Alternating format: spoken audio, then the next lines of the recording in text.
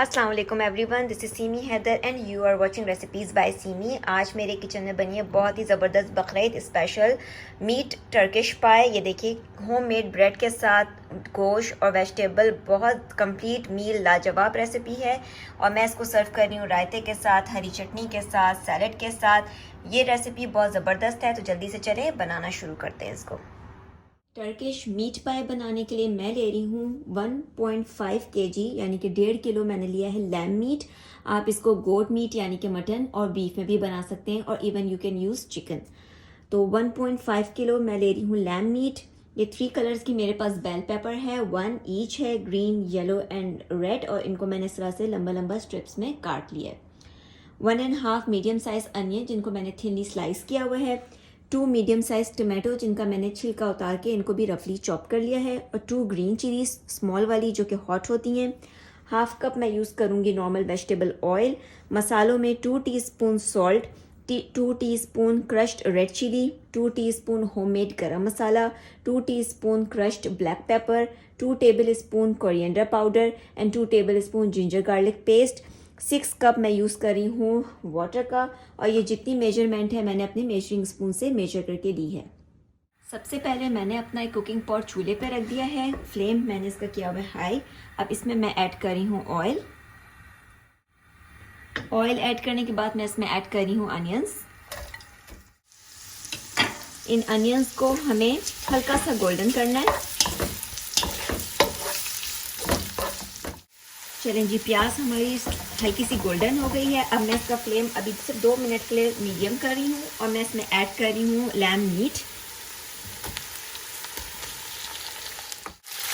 और अब मैं इसमें ऐड कर रही हूँ जिंजर गार्लिक पेस्ट। इसको अच्छी तरीके से चला लेते हैं।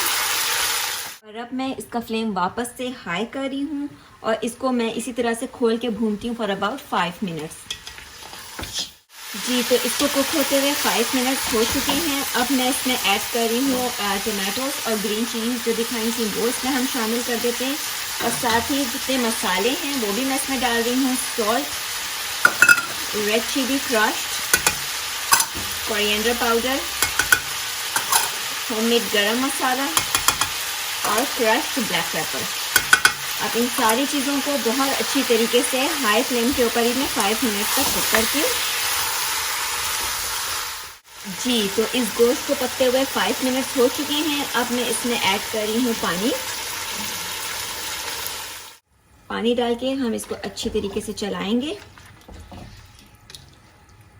अब जो है बस मैं इसमें बॉयल आने का वेट कर रही हूँ। फ्लेम मेरा बिल्कुल हाई है। तो ये देखिए, इसमें अच्छा सा बॉयल आ गया है। अब मैं इसका फ्लेम मीडियम टू स्लो कर रही हूँ, और मुझे यहाँ पर लैम मीट गलाने में अराउंड 2 आवर्स लगते हैं। अगर आप प्रेशर कुकर में बना रहे हैं तो ऑब्वियसली जल्दी बन जाएगा, लेकिन अगर प्रेशर कुकर में नहीं बना रहे तो जो आपका कुकिंग टाइम है गोश्त गलाने का, उसका ख्याल रखिएगा। और मैंने इसको इस तरह से थोड़ी जगह छोड़ के लिड लगा दी, और उसको मैं 2 आवर्स तक के लिए कुक कर लेती हूँ। अब जितने हमारा गोश्त गल रहा है, इस मीट को कवर करने के लिए हम ब्रेड बनाएंगे। और ब्रेड बनाने के लिए हमें जिन चीज़ों की ज़रूरत है, तो मैं ले रही हूँ 3 कप्स प्लेन फ्लावर यानी कि मैदा, 1 teaspoon salt, 1 teaspoon white sugar, 1 tablespoon yeast, 2 tablespoon normal vegetable oil, 1 egg, 2 teaspoon nigella seeds या black seeds, 225 ml normal water है। और ये जितनी मेजरमेंट है मैंने अपने मेजरिंग कप या मेजरिंग स्पून से मेजर करके ली है। तो अब मैं क्या कर रही हूँ, हमें एग का और ब्लैक सीड्स का भी काम नहीं है, तो हम इसको साइड पे कर देते हैं। ऑयल जो है वो मैं इस पानी में डाल के रेडी कर लेती हूँ। और ये जितने ड्राई इंग्रेडिएंट्स हैं वो मैं प्लेन फ्लावर में डाल रही हूँ, यानी कि सॉल्ट, शुगर और यीस्ट, ये मैं इसमें डाल लेती हूँ। इसको हम एक दफ़ा इस तरह से मिक्स कर लेते हैं। ये अच्छी तरह मिक्स हो गया है। ये जो पानी है और ऑयल है ये भी अब मैं इसमें शामिल कर रही हूँ, और हम इसको इस तरह से ज़रा सा कंबाइन करना शुरू करते हैं। सब चीज़ें इसमें अच्छी तरीके से मिल गई हैं।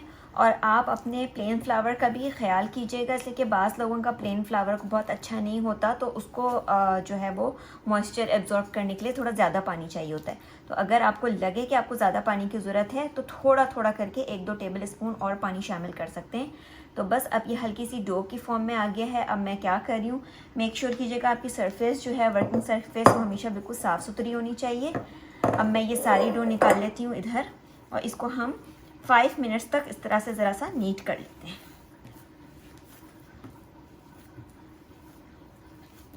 पाँच मिनट में इसी तरह से करूँगी।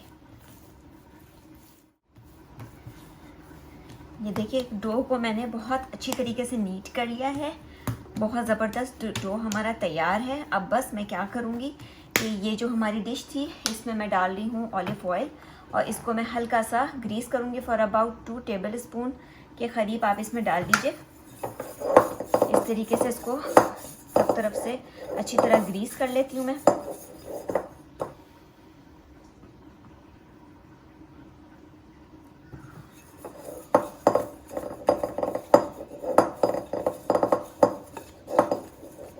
ग्रीस करने के बाद इसको मैं डाल दिया मैंने इस तरह से एक दफ़ा, और फिर दूसरी साइड से भी, और इसको मैं इसमें इस तरह से घुमा घुमा के सेट कर रही हूँ।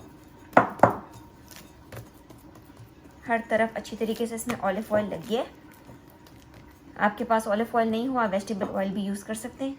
और अब मैं क्या कर रही हूँ, मैंने यहाँ पर क्लिंग रैप ले लिया है और मैं ये निकाल लेती हूँ इसमें से, और इसको हमें अपनी डो को अच्छी तरीके से कवर करना है कि कहीं से भी इसमें एयर बिल्कुल भी नहीं जानी चाहिए। हर तरफ से इसको कवर कर लें, और इसको घर में जो सबसे गर्म जगह हो, जिसका रूम टेम्परेचर गर्म होना चाहिए, और मैं इसको प्रूफ होने के लिए रख देती हूँ फॉर अबाउट 1.5 आवर। गोश्त को पकते हुए 2 आवर्स हो गए हैं। अब इसको चेक कर लेते हैं। ये देखिए माशाल्लाह से क्या ज़बरदस्त गोश्त तैयार हो चुका है, और गोश्त अल्हम्दुलिल्लाह गल भी गया है। मैं आपको दिखाती हूँ, गोश्त चेक कर लेते हैं एक बोटी उठाकर। तो ये देखिए गोश्त माशाल्लाह से ज़बरदस्त गल गया है। तो बस अब मैं इसका चूल्हा कर देती हूँ बंद। जी तो अब चलते हैं अगले स्टेप की तरफ। तो उसके लिए मैंने अपना एक फ्राई पैन चूल्हे पे रख दिया है। इसमें मैं डाल रही हूँ 1 टेबल स्पून ऑयल। आप ऑलिव ऑयल या नॉर्मल वेजिटेबल ऑयल का इस्तेमाल कर सकते हैं। अब मैं इसमें ऐड कर दूँगी हमारी तीनों बेल पेपर्स, और इन बेल पेपर्स को मैं सिर्फ 3 to 4 मिनट तक कुक कर लेती हूँ। ज़रा सा ये जो है वो ऑयल में सौटे हो जाए, लेकिन स्टिल क्रंची रहनी चाहिए। तो ये देखिए इन बेल पेपर्स को मैंने हाई फ्लेम के ऊपर 4 मिनट तक कुक किया है। इनका कलर बिल्कुल चेंज नहीं हुआ है और स्टिल ये बहुत क्रंची हैं। तो अब बस मैं इसका चूल्हा बंद कर रही हूँ। जी तो अब नेक्स्ट स्टेप हमारा क्या है कि हमें ये डो रोल आउट करनी है, और उससे पहले मैंने अपना अवन जो है वो प्री हीट करने के लिए रख दिया है 170 डिग्री फ़ैन फोर्स के ऊपर। और अब हम इस डो का काम शुरू करते हैं। डो देखिए डबल इन साइज़ हो चुकी है अल्हम्दुलिल्लाह, इसको 1.5 आवर हो चुका है। तो अब बस हम क्या करेंगे, इसको इस तरह से मैं कर रही हूँ, ये करा मैंने, और मैं इसको डिवाइड कर दूँगी 2 इक्वल पार्ट्स में इस तरह से। ये एक पार्ट मैंने कर लिया, इसको इस तरह से कर लेते हैं। एक पार्ट रख देते हैं यहाँ, दूसरा पार्ट उठाऊंगी, इसको भी मैं इसी तरीके से कर रही हूँ। यहाँ पे मैंने रखा हुआ है कुछ प्लेन फ्लावर डस्टिंग के लिए, तो हम यहाँ पे थोड़ा सा प्लेन फ्लावर डाल देंगे, इसको फैला लेते हैं। और ये मैं इस तरह से एक मैंने पीस उठा लिया अपनी ब्रेड का, इसको भी इस तरह से कर लेते हैं। इसके ऊपर भी मैं थोड़ा सा डस्ट कर लेती हूँ,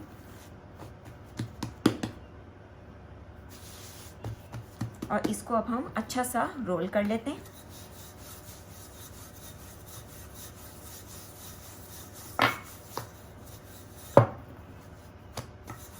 तो ये देखिए मैंने एक जो पार्ट उठाया था डो का, वो मैंने अच्छी तरीके से रोल आउट कर लिया है।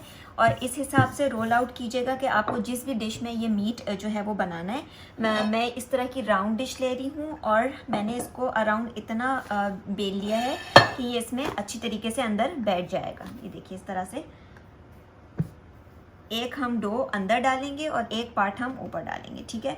तो ये एक पार्ट अभी हो गया, लेकिन मैं अभी इसको नहीं रख रही क्योंकि इस पर हम पहले ऑयल वगैरह लगाएंगे। तो एक पार्ट हो गया मेरा, इसको मैं यहाँ रख लेती हूँ। अगले पार्ट के लिए भी मैं इस तरह से डो उठा लूँगी, और इसके ऊपर भी मैं ये फ्लावर डस्ट करूँगी, नीचे भी करूँगी। और अब ये दूसरा पार्ट भी मैं बिल्कुल इसी तरीके से रोल कर लूँगी जिस तरह से मैंने पहला पार्ट रोल किया है। तो इस वाले को मैं कर रही हूँ साइड पर और मैं सेकंड पार्ट रोल करना शुरू कर रही हूँ। चलें जनाब, तो अब मैं क्या कर रही हूँ, मैं थोड़ा सा ऑलिव ऑयल ले रही हूँ और इसको मैं डालूँगी जिस डिश में हमें बेक करना है अपना गोश्त। इस तरह से डाल लेती हूँ अराउंड 1 टीस्पून के करीब, और इसको हम अच्छी तरह से ग्रीस कर देंगे अपनी डिश को। आप olive oil, normal vegetable oil जो भी आपके पास अवेलेबल हो आप उसका इस्तेमाल कर सकते हैं। सारे साइडों पे अच्छी तरीके से मैं इसको लगा लेती हूँ, हर तरफ से इसको मैंने ग्रीस कर दिया ताकि ये ब्रेड इस पर चिपके नहीं और नीचे से भी अच्छी तरीके से कुक हो जाए। अब बस मैं इसमें क्या कर रही हूँ, जो मैंने पहली वाली डो जो मैंने रोल आउट करके रखी थी उसको मैं उठा लेती हूँ। बड़े आराम से सारे काम करने आपने। इसको हम इसमें रखते हैं इस तरह से पहले, और फिर हल्का सा इसको प्रेस डाउन करेंगे। और ये जो ब्रेड है इसको मैंने ना बहुत पतला बेला है ना बहुत ये मोटी है, इस तरह से।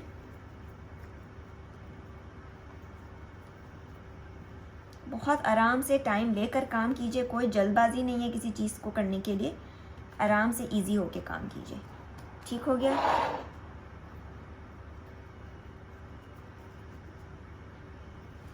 और ये किसी भी तरह की डिश में आप डाल सकते हैं, चाहे तो रेक्टेंगुलर लें, सर्किल लें, स्क्वायर लें, ओवन प्रूफ होनी चाहिए बस।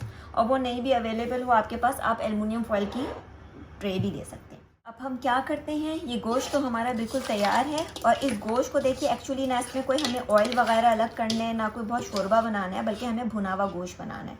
तो बस अब मैं यहाँ क्या करूँगी, इस तरह से गोश्त रखूँगी कि बीच में मैं इसमें बेल पेपर्स डालूँगी। ठीक है, वो बहुत खूबसूरत लगती हैं। इस तरह से मैं कर रही हूँ। और फिर ये गोश्त इस तरह से मैं कुछ निकालूँगी ताकि कोई अच्छा सा पैटर्न इस पर बन जाए। और मैं इसमें ये जो वेजिटेबल्स हमने सॉटे करी हैं ये भी डाल देते हैं। और बाकी जितना गोश्त रह गया है इसको भी मैं इस तरह से सेट कर लेती हूँ। ये गोश्त और वेजिटेबल इसमें अच्छी तरीके से सेट हो चुकी है। बस अब मैं ये दोनों चीज़ें यहाँ से रिमूव कर लेती हूँ। अब आप चाहें तो इसको थोड़ी सी ग्रीन चिलीज़ के साथ गार्निश कर सकते हैं, आपकी अपनी चॉइस है। मैं इसमें रख रही हूँ ग्रीन चिलीज रख दी मैंने। अब अगला स्टेप क्या करना है, हमें ये जो दूसरा ब्रेड का पार्ट है इसको उठा लेते हैं बड़ा आराम से, और इसको हम डालेंगे इसके ऊपर इस तरह से।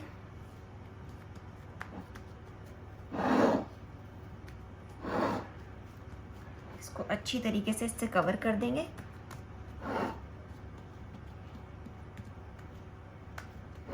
ठीक है, यहाँ पे ये वही एक अंडा है जो मैंने आपको दिखाया था। मैंने इसको खोल के रख लिया है और मैंने इसको फेंक लिया है।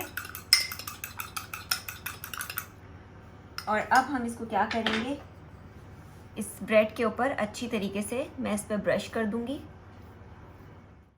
इस पर मैंने अच्छी तरीके से एग वॉश कर दिया है। अब ये जो हमारे पास ब्लैक सीड्स थी ये मैं इसके ऊपर डाल देती हूँ। और आप इसमें सेसमी सीड्स भी यूज़ कर सकते हैं, यानी कि तिल। और अब मैं इसको रख रही हूँ अवन में, मिडिल ऑफ द अवन में इसको रखूँगी। और मैं इसको 15 to 20 मिनट्स तक 170 डिग्रीज पर बेक करूँगी, या जब तक कि आपकी ब्रेड ऊपर से गोल्डन हो जाती है आपने इसको बेक करना है। जी, तो 20 मिनट्स हो चुके हैं। अब हम निकाल लेते हैं अपनी टर्किश पाई को। बिस्मिल्लाहिर्रहमानिर्रहीम। इसको बड़े एहतियात के साथ मैं रख लेती हूँ किसी ऐसी चीज़ के ऊपर। मैंने अपना ये बोर्ड निकाल के रखा हुआ है, इसमें मैं इसको रख रही हूँ। चलें जी, अब हम इसको क्या करेंगे, खोल के चेक करते हैं। और आप इस डिश का ज़रा कमाल देखिएगा। इसको इस तरह से हल्के हल्के मैं खोल रही हूँ। इट्स अ कंप्लीट डिश, क्योंकि इसमें ब्रेड भी है, गोश्त भी है, सब्ज़ी भी है। बहुत लाजवाब रेसिपी है। आप चाहें तो उसको पूरा खोलिए, चाहें तो हाफ़ खोलिए। बिस्मिल्लाह, क्योंकि इसमें स्टीम होगी, बड़ा अपना हाथ बचा के। बिस्मिल्लाह, ये देखिए माशाल्लाह, ओफो माशाल्लाह माशाल्लाह, देखिए ओह क्या ज़बरदस्त हमारी टर्किश पाई तैयार हुई है। देखिए ज़बरदस्त।